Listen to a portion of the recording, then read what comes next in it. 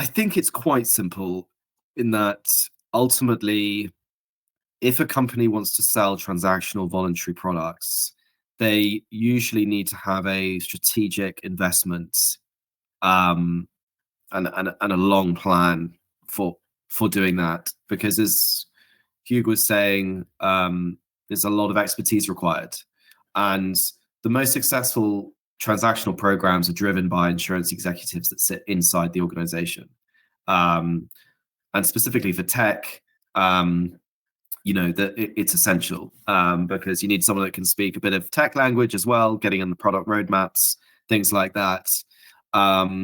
There's actually quite a lot of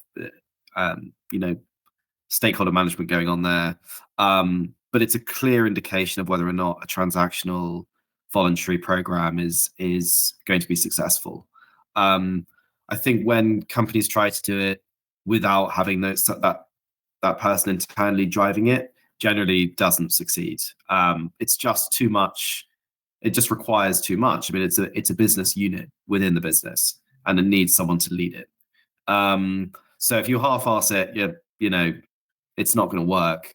So I think from a sort of first principles point of view, you've got to have the conversation with, how are you actually thinking about this long term? What problems are you trying to solve in your business? What are your revenue targets? What are your hopes and dreams?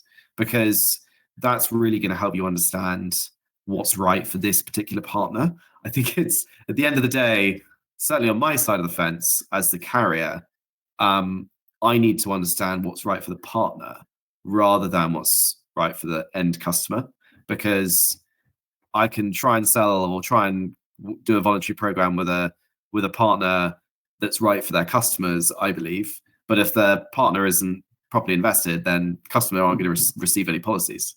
Of course, the end product is why we do the program, but I'm making sure it's very good. But the distribution partner is critical, and they really need to have a very clear idea of what they want to do and why. And then you kind of work backwards from there.